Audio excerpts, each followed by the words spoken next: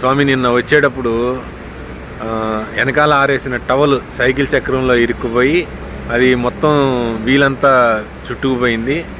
నేను కొండపై నుంచి దిగేటప్పుడు ఒక్కసారిగా వీల్ జామ్ అవ్వడం వల్ల ఎగిరి కింద పడ్డాను.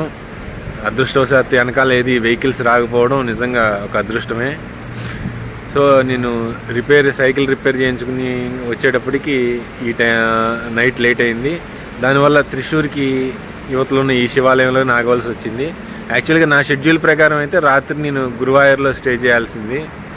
కానీ నాకున్న మృత్యుభయాలను తొలగించడానికి లేదా మృత్యుగండాలను తొలగించడానికి ఈ శివాలయంలో నైట్ నేను స్టే చేయడానికి అవకాశం వచ్చిందేమో అనుకుంటున్నాను. నిజంగానే ఒక విధంగా ఇది అదృష్టమే.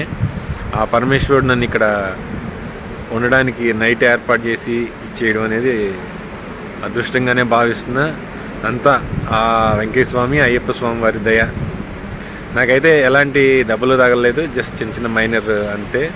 కానీ సైకిల్కి కూడా ఏం కాలేదు. ముందు ఆ బుట్టను హ్యాండిల్ అది కొంచెం ఇదైపోయినాయి.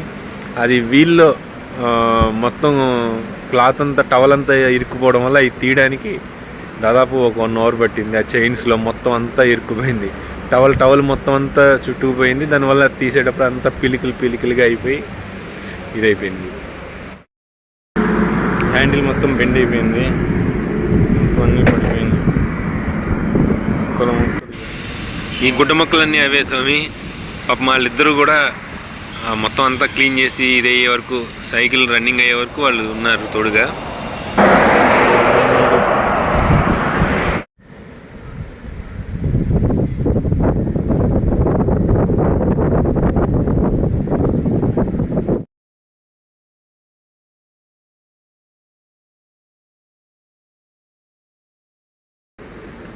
స్వామి, నేను రాత్రి ఈ దేవాలయంలో నిద్ర చేశాను.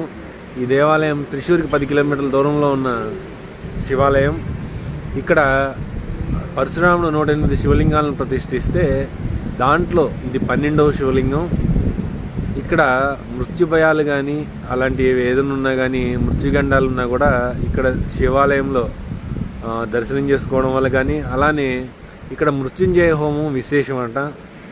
ఇక్కడ మృత్యుంజయ హోమం చేయించుకుంటే మనకున్నటువంటి అన్ని సమస్యలన్నీ కూడా, మృత్యుభయాలన్నీ కూడా తొలగిపోతాయనేది ఇక్కడ విశేషం. ఇది పరశురాముడు ప్రతిష్ఠించిన 108 శివలింగాల్లో 12వ శివలింగం. అలానే పూజారి గారిని అడిగి మరిన్ని విశేషాలు తెలుసుకుందాం. వణక్కం స్వామి. എൻ്റെ പേര് രവിശങ്കർ കെ നമ്പൂതിരി. ഞാൻ മുടിക്കോട് ശിവക്ഷേത്രത്തിലെ മേൽശാന്തിയാണ്. മുടിക്കോട് ശിവക്ഷേത്രം എന്നത് സ്ഥിതി ചെയ്യുന്നത് തൃശ്ശൂർ, കേരളത്തിലെ തൃശ്ശൂർ ജില്ലയിലെ മൺമുത്തിക്ക് അടുത്ത് ദേശീയപാതയുടെ സമീപമായി മുടിക്കോട് ശിവക്ഷേത്രം സ്ഥിതി ചെയ്യുന്നു. ഇവിടുത്തെ 108 ശിവാലയങ്ങളിൽ 11ാമത്തെയാണ് കണക്കാക്കപ്പെടുന്നത്.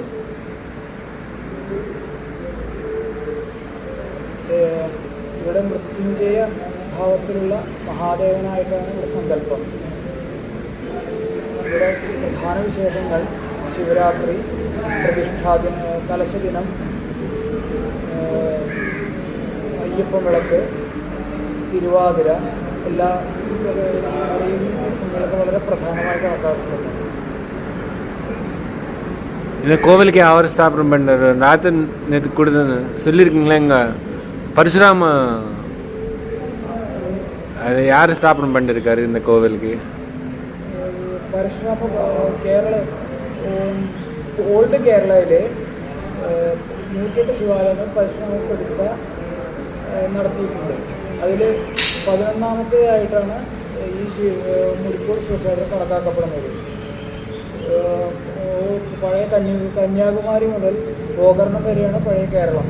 അതിൽ 11ാമത്തെ ശിവക്ഷേത്രമാണ് നമ്മുടെ മുടിക്കോട് ശിവക്ഷേത്രം. இந்த கோவிலில் சுவாமிக்கு பார்த்துட்டான்னா பக்தர்களுக்கு என்ன விசேஷமாகும்?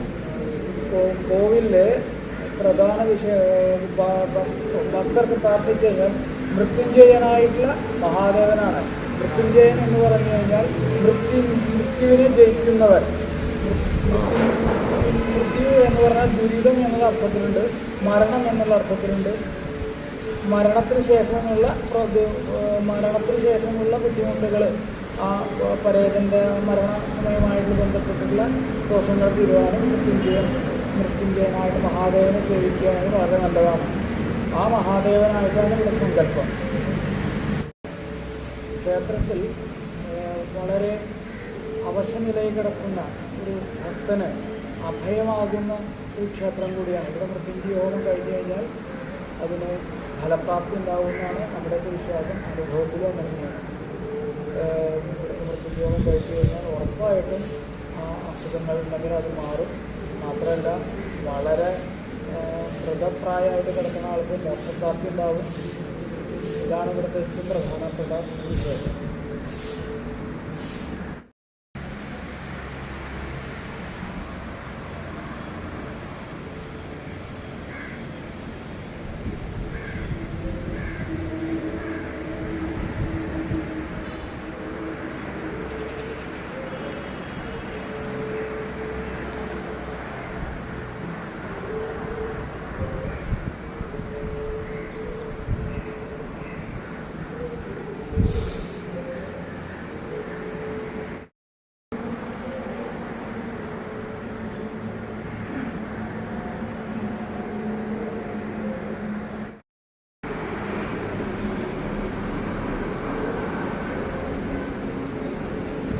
నేను అవుట్ సైడు. అది కాకుండా కేరళ టెంపుల్స్ నిర్మాణ శైలి అయితే భలే ఉంటుంది సార్. ఎంతమంది అయినా గుళ్ళో ప్రదక్షిణాలు చేయడానికి ఉంటుంది. మన దగ్గర అయితే ప్రదక్షిణాలు చేయడానికి కూడా అవకాశం ఉండదు. కొన్ని టెంపుల్స్లో అవకాశం ఉన్న దాన్ని కూడా కొంతమంది అధికారులు ప్రదక్షిణాలు చేయకుండా ఆపేస్తూ ఉంటారు. ఇక్కడ మాత్రం చాలా ఓపెన్గా, అసలు నిజంగా మొక్కలు అవన్నీ చూడండి ఎంత బ్యూటిఫుల్గా ఉంది.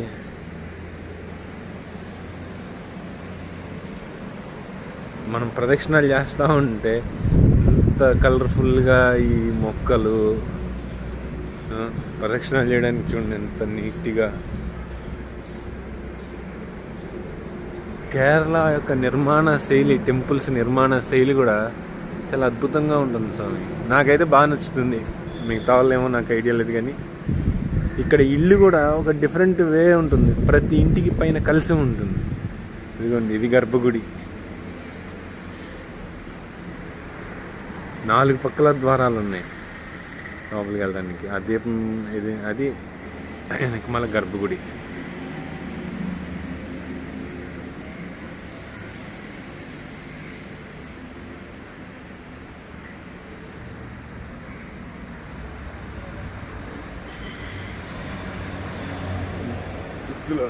అవే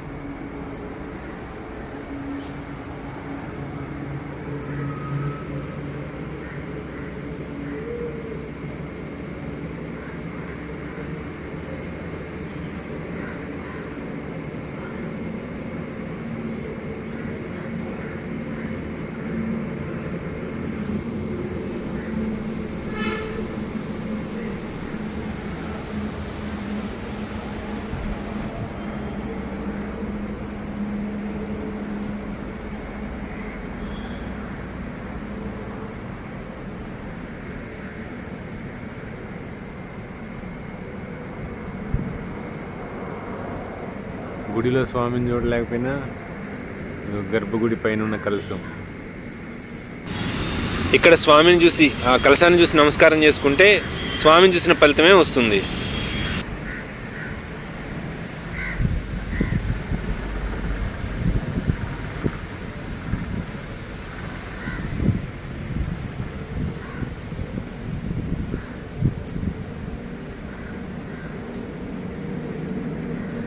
నేనైతే ఇక్కడే పడుకున్నాను స్వామి రాత్రి. చాలా బాగుంది.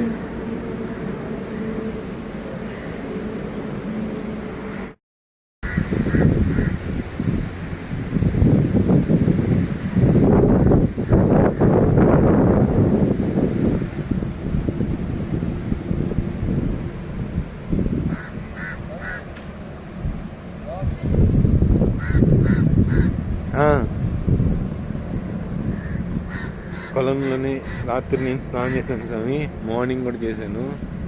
భలే వాటర్ అయితే వెచ్చగా ఉన్నాయి తెలుసా. వాటర్ అయితే వెచ్చగా ఉన్నాయి స్వామి కోనేరులో వాటర్.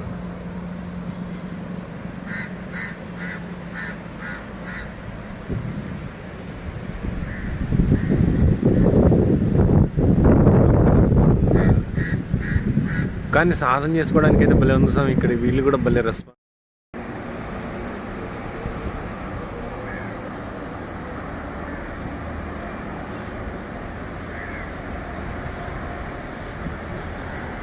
నెమళ్ళు చూసారా స్వామి ఎలా ఉన్నాయో, అన్ని బుడ్డి ఉన్నాయి, చాలా ఉన్నాయి, డజన్లు కొద్దీ ఉన్నాయి. ఇక్కడ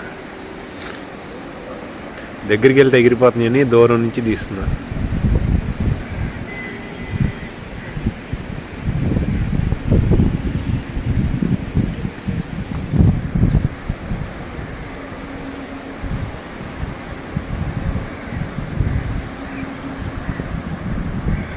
ఉన్నాయో అక్కడ కనీసం ఒక 40-50 ఉంటాయి.